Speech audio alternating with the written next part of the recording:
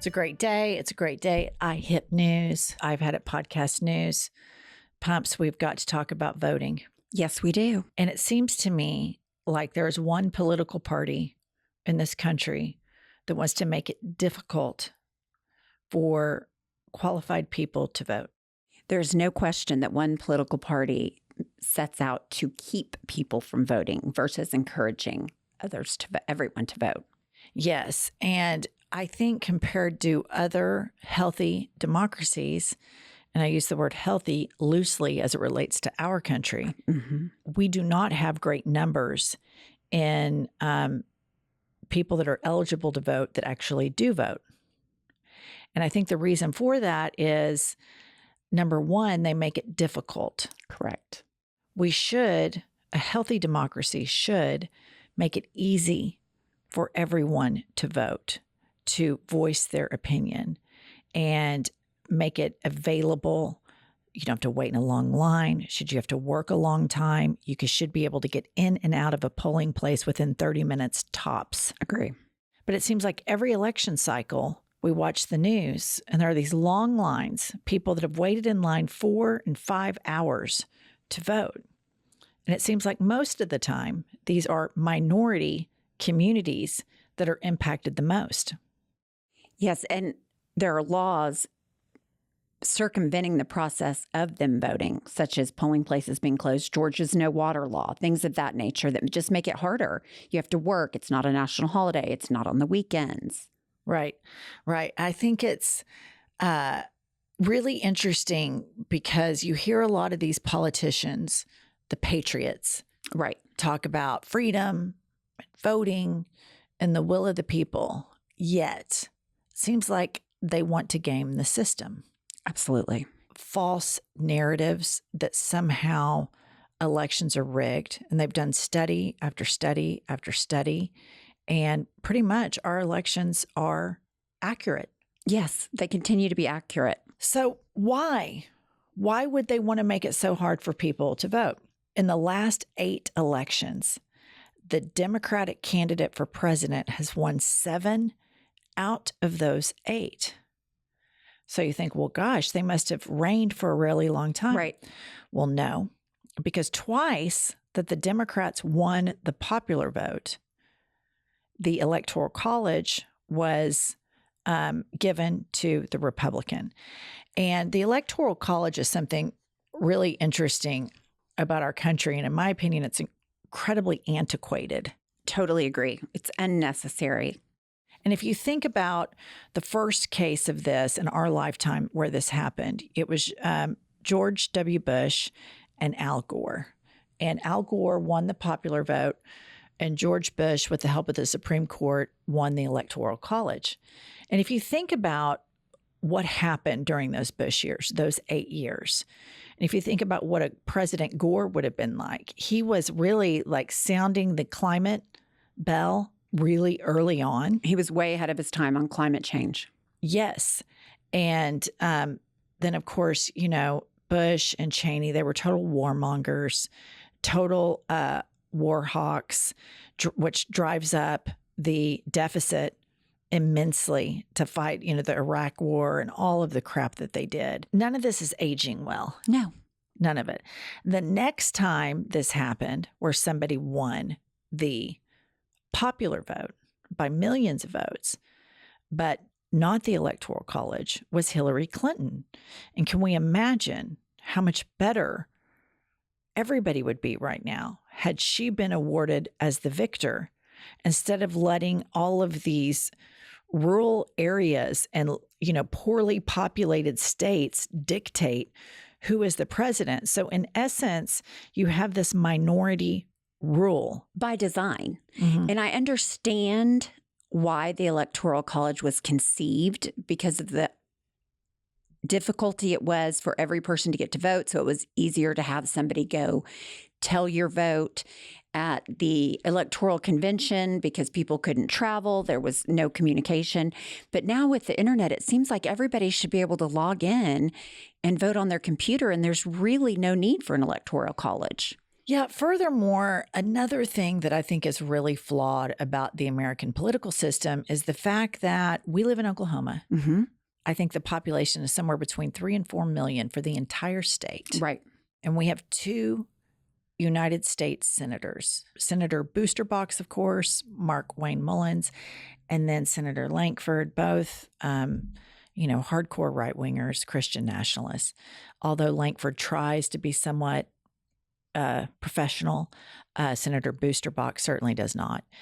But our state has the same amount of senators as a California or a Texas or a New York.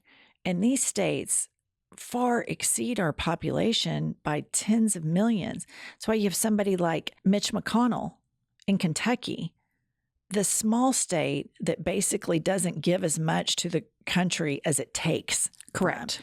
And then the damage that he's done, the fact that he's been able to be that powerful and he represents so few people is really not a good form of government. And anytime it comes up, of course, the Republicans fight it tooth and nail. Now that they realize Gen Z is politically active and engaged, they want to raise the voting age to 21. They want you to go to Ward 18.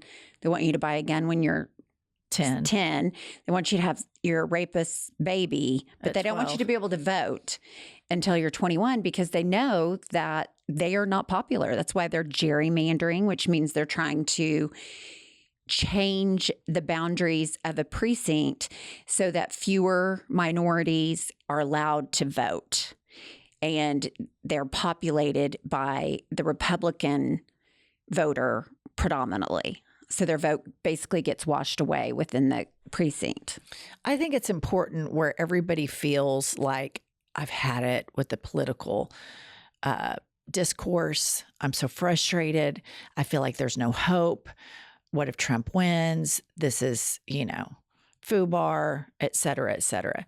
It's really important that everybody cling on to the fact that out of the last 8 presidential elections, 7 of them were majority won by the Democrat. It shows that the country is progressing towards a more liberal, progressive democracy, that the country is evolving. And this minority is so loud. They say, we're a silent majority. Oh gosh, they are not silent. No. They are not a majority. They are a fever pitch minority whose ideas are antiquated.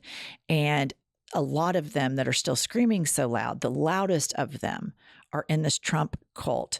So it's really important for our viewers that are in the United States to know rational thought has the numbers. So we have to organize this election to come out even more so. So it is an exclamation point, popular vote that then billows over to the Electoral College. But for the international viewers that watch us, we're not all that crazy. The majority of us vote for rational ideas. Right. The majority of us vote for progress. The majority of us vote to give people more rights, not less rights. And that minority is just so loud.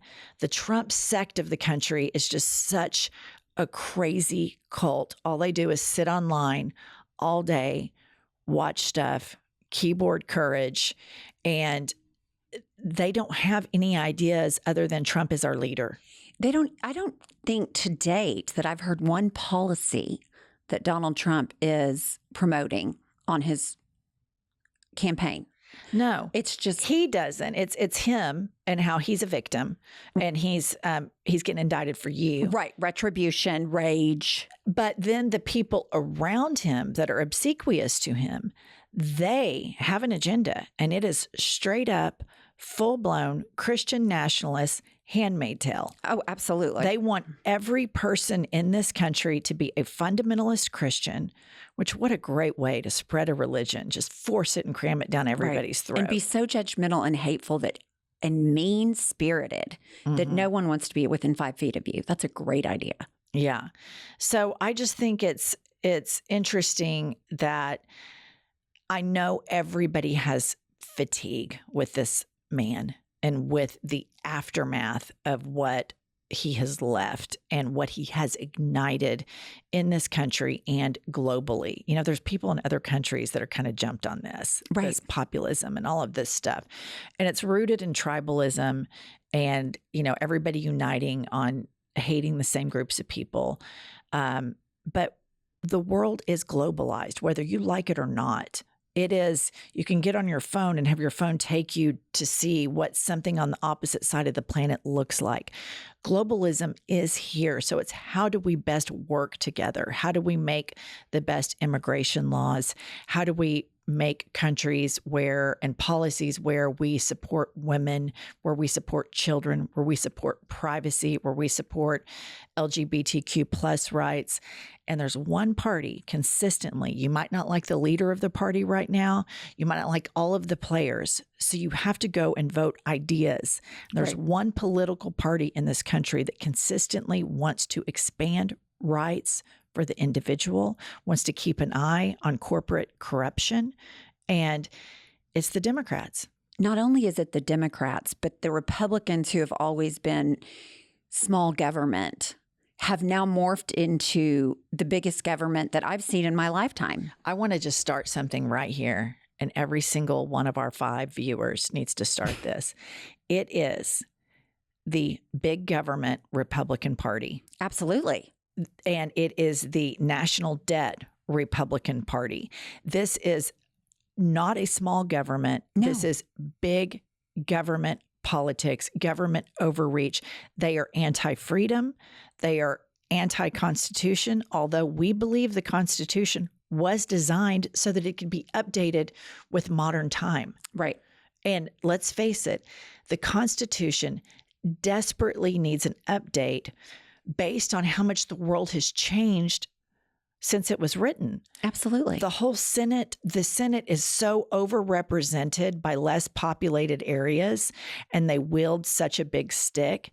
The fact that the Electoral College continues to get it wrong, the damage of this is horrible. And I don't know if the Democrats are too scared to make a change, but this needs to be one of the biggest things that they push to drive out Gen Z voters is the Constitution was made so that we can change it, Right. and we are going to change the Electoral College.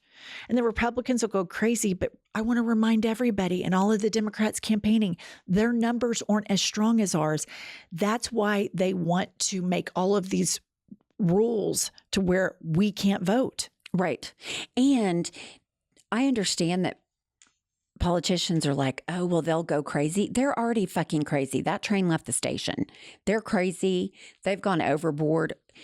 Let's put some logic into it, some rational thought.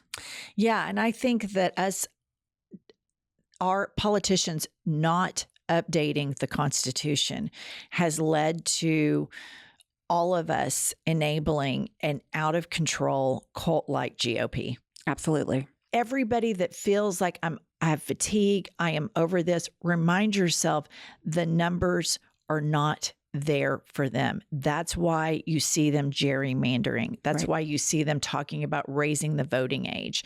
That's why you see they're going after mail-in ballots, because what do mail-in ballots mean? It means that you don't have to take off work. Mm-hmm. You don't have to wait in a long line, that you simply can fill out your ballot and send it in the mail. And that scares the shit out of them because they know the more people that vote, the more they get their asses handed to them. So they are going to do everything they can do to make it hard for people to vote. But here's the most insidious part. If they lose, they're not going to tuck their tail between their legs and be a good loser. This is sore loser, titty baby shit show fest. Right. And so they attack everything that's factual. And the most puzzling thing about the entire thing is how many people believe this bullshit. That's the scary part to me, is how many people believe the election was stolen.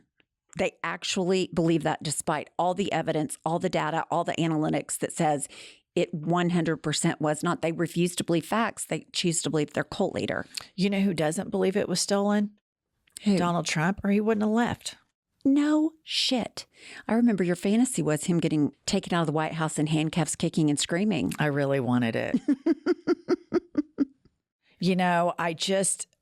These people are so dangerous. And when you live in a blue state, you have some protection from the crazy. So you have, let's say, a red state president as crazy as Donald Trump wins, and you live in California, New York, New Jersey, and you're gay or you're a female. Your government, your state government is going to protect you from some of the crazy laws. When you live in a red state like us, it's crazy train 911. There's no protection. Look, after the Dobbs decision, they immediately banned abortion at the time of conception. No exceptions. And we're privileged white women. We work hard. Our privilege is hardworking earned, but a lot of that stuff doesn't affect us as much. But we would not be moral people if we sat here and just said, oh, it doesn't affect us, therefore I'm not going to care about it.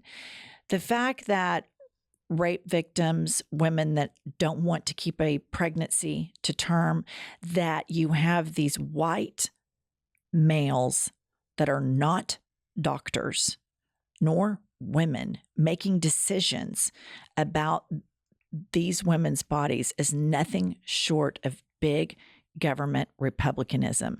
And that should be the thesis sentence this entire election. The Republican Party is big government republicanism. That's I completely agree. I think that should be a slogan. I do too. Maybe you should trademark it. Trademark it, dark brand in it, send it right over to President Biden's team. I'm sure it'll start. It really is a great idea. Stay here with IHIP News. I'm chock full of great ideas. I do. I think it's a great one. Mm-hmm. They are. They're big government Republicans. They are. Had it. All right. Thanks for joining us on IHIP News. That's all we have for today. Register to vote. Join us on Patreon. Listen to our podcast, Pumps Tell 'em. We will see you when we feel like it. It's so entertaining. Tap the vein. So good.